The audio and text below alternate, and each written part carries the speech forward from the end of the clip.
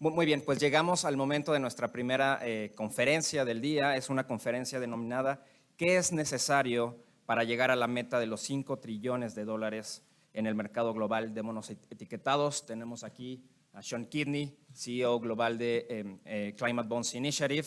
Estamos muy contentos de tenerlo aquí. Brevemente, Sean es director general, como lo decía ya, de CBI. Climate Bonds Initiative es una ONG internacional que trabaja para movilizar el capital humano para la acción climática. Sean, it is a pleasure to have you here. The floor is yours.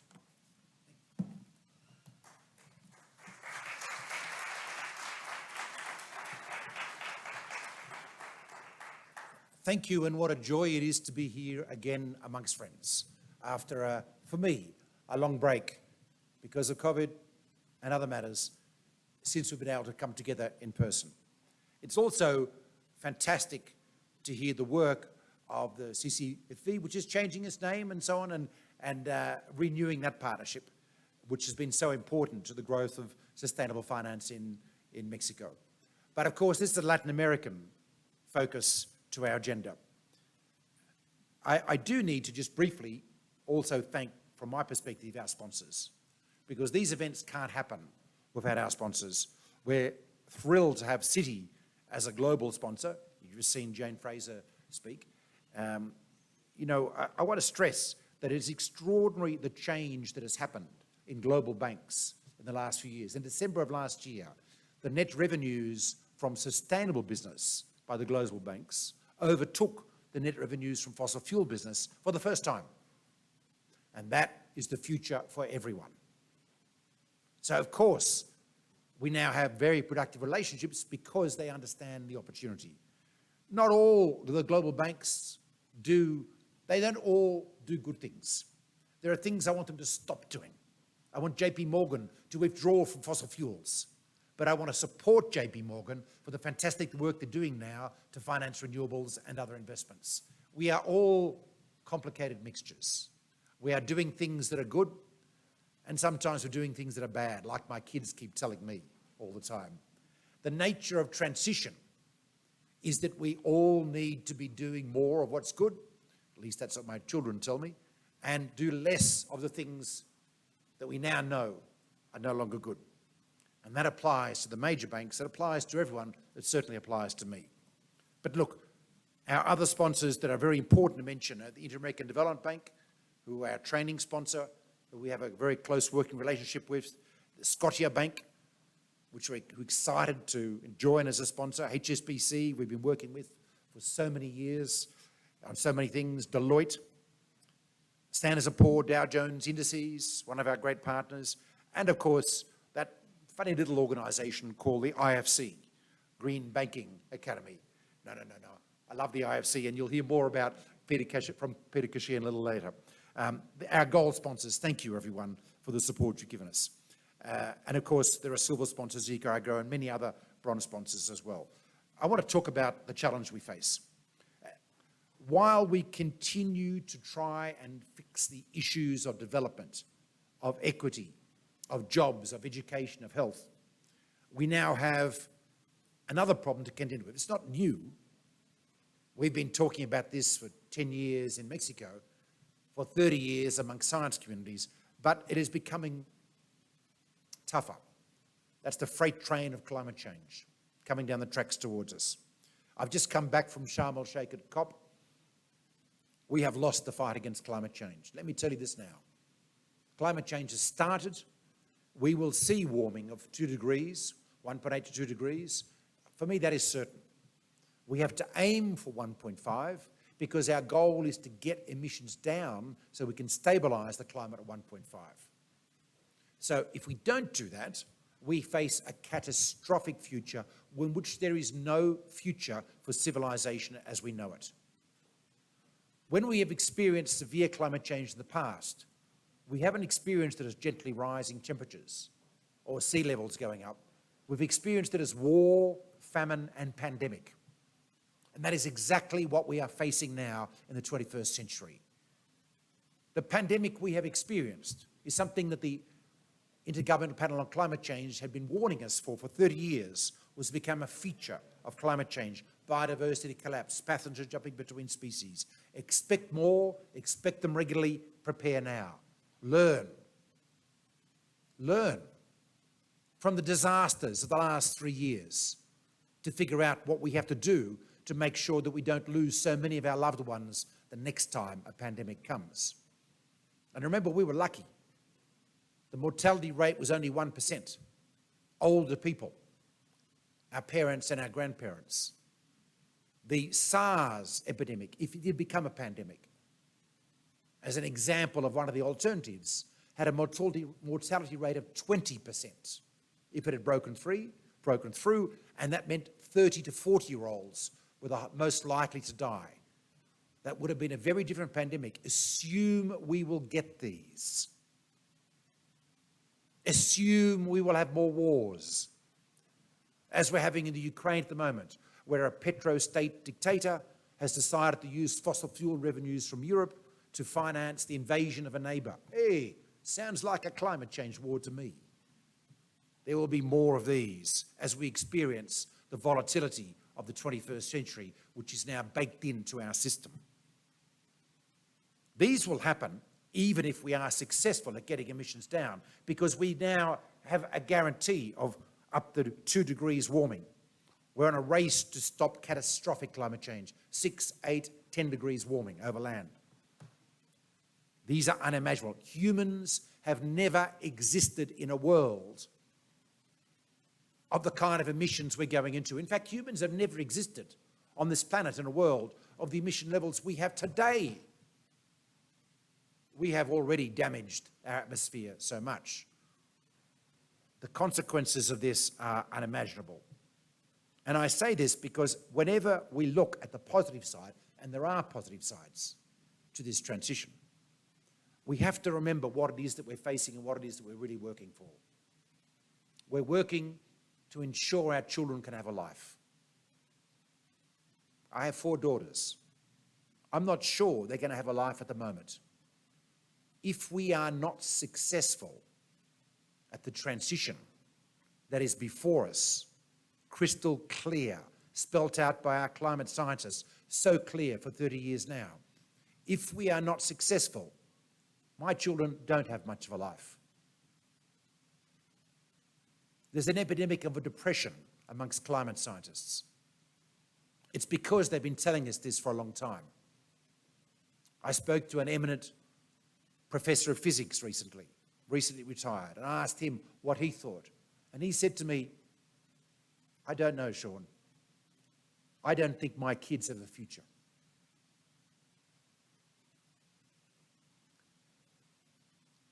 Contemplate the tragedy before us and help that get you up in the morning and help that make you think about running, not walking, when we push this change through.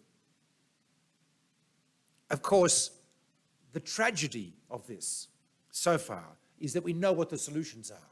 It's not simple. It's not hard. It's simple. We do have to shift to clean energy. We have to abandon fossil fuels as quickly as we possibly can. We have to ensure that our transport shifts to clean energy and shifts to rail. And by the way, we'll improve the traffic in the air in Mexico City while we do it. There are advantages. We have to ensure our industry finds new pathways. Our land use is consistent with the changes we now have baked into the system and the changes we need to ensure land use can soak up carbon instead of release carbon. Things like zero-till ploughing, putting a needle into the soil ensures carbon is not released. If you plough the soil, it releases carbon. These are simple things we can fix that we need to fix. Fira, where are you now? We have the capital. We know we need a lot of capital here. McKinsey's in a report in January said we needed to invest $9.2 trillion a year globally, shared amongst, 70% in emerging markets to achieve the changes just to mitigation, to achieve resilience now, because we've lost that fight against climate change, because we are going to see 30 years of increasingly severe physical shocks of various sorts. We need about 50% more, another 5 trillion. But we have the capital. We have this extraordinary win. How lucky are we that in the last 50 years we have been successful at creating large pools of capital. We have a savings glut on the planet. That's why we still have investors buying negative interest rate bonds from Germany instead of investing in investable propositions. Of course, it's in the wrong place. It is in places like negative interest rate bonds in Germany. But the point is it's around. It wants green. When we issue green bonds, when we see this growth of the green bond market, which is now with green, social and sustainable at $3 trillion outstanding, it's the fastest growing asset class on the planet. We see oversubscription rates. The success that the Chileans have achieved with their sovereign green bonds, sustainable linked bonds is extraordinary. But it's not just in Chile, it's in Brazil, it's in Colombia. And of course, we will see if Mexico is successful with the next sustainable bond, which I hope and expect it will be. In Europe, the European Commission has seen 10 times oversubscription for its green bond program, as is the UK government, the Dutch government, and so on. This is way above normal demand. Investors want to go green because they understand the risks to their portfolios if the world doesn't change. We have another win, which is governments have started to act. Thanks to the Biden Climate Summit last year, we saw the major economies of the world commit to 2030 emission reduction targets. 2050, but more importantly, 2030. And certainly the US Treasury is very focused on 2030 as a target, as is the European Commission, as is Japan. We've seen measures like the IRA in the US, the electric vehicle promotion of China, where 20% of all cars in China last year sold were electric vehicles. The European push to renewables, the dramatic cost reduction in renewables over the last 20 years is the result of strong state action in the past and continuing to happen. Germany introduced a feed-in tariff in 2001. China, from 2006, started buying renewables at expensive prices then, which has driven down the cost dramatically. So now, if you're in a municipality in Texas, it is cheaper to build a solar farm than a gas plant. Way cheaper. And they're doing it, by the way, let alone all around the world. This is why last year, another very important milestone in September, on the London Stock Exchange, the valuation of Ørsted, which is a former coal company in Denmark, which is now one of the world's largest wind energy companies, overtook the valuation of BP, an oil company. Whoa, those investors who invested in the future 20 years ago made a lot more money than those investors who invested in the past. And then the same month in New York, the New York Stock Exchange, the valuation of necesario, also once upon a time a coal company, now a renewable energy company in the US, overtook the valuation of Exxon, an old world company. Understand what the future is like and invest accordingly is what we need to do. But these are the results of strong state action, and there is stronger state action coming through the system in most parts of the world. And of course, the third win we've had is the move by regulators.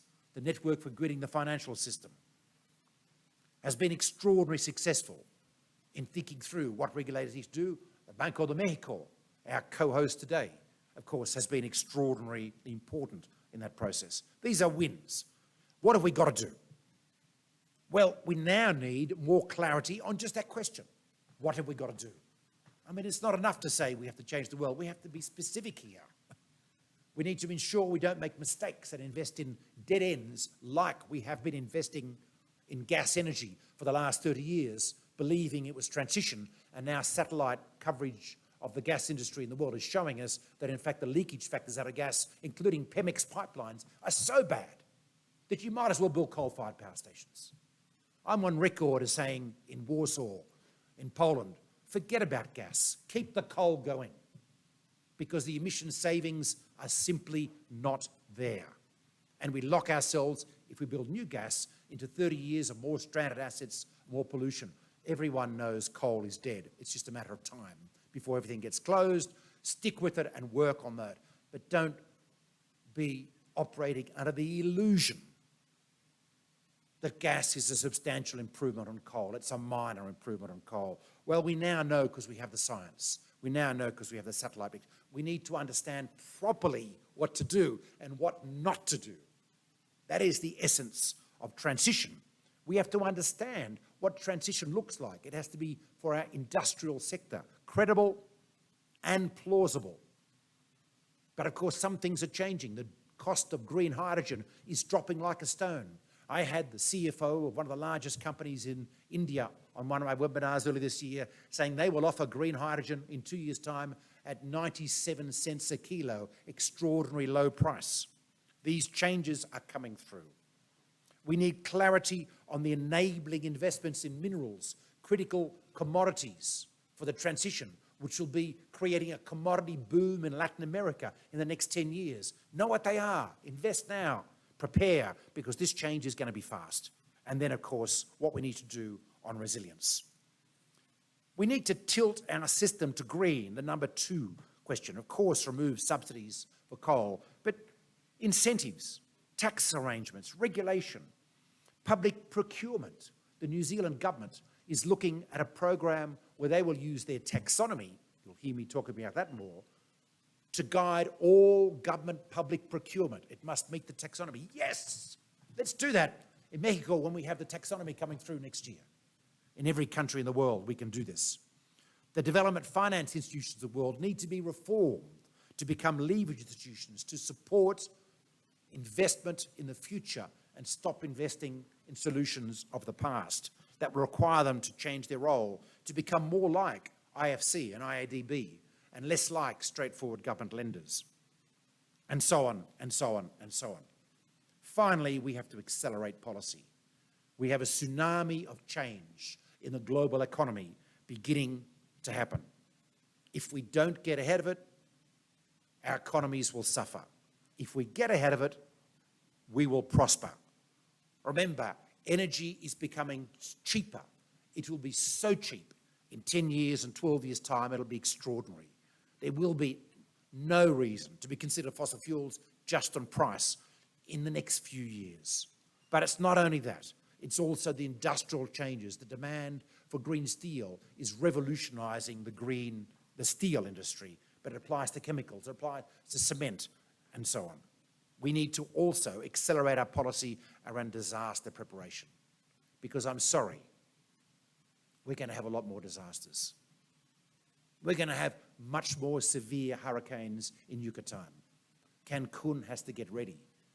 I'm not convinced it learned the lessons from the last few years because those hurricanes are becoming much more intense.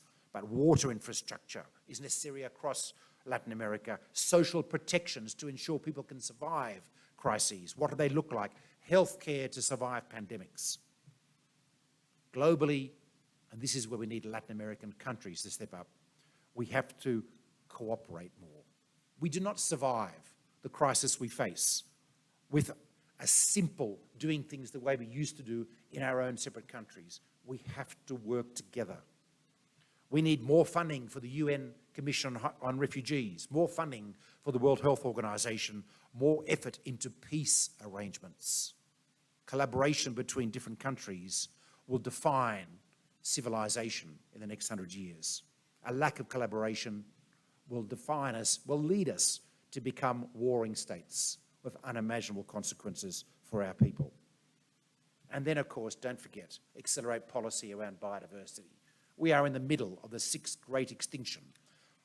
Of the 20,000 tree species in the world, so of the 60,000, 20,000 are currently threatened.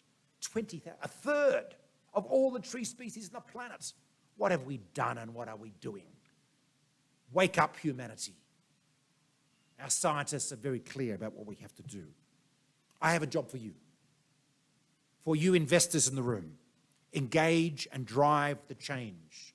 Remember, your portfolios will not survive the kind of calamity that we are currently being told is coming our way. Ensure sustainability is the norm for everyone, but don't imagine that shifting your portfolio is the solution.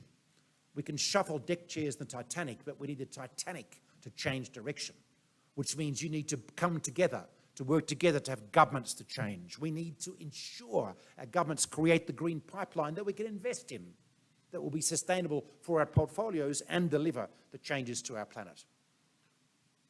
We have a guide on our Climate Bonds website, 101 proposals for governments and policy ideas. Banks, please. The opportunity of the future is the change. We'll hear more from Peter Cashion in a minute about that. Green bank training. I came across a bank in China a couple of years ago that has a plan to have 70% of all its staff do green banking certificates within the next 3 years. 70%. Citi hasn't done that yet. I'm working on them.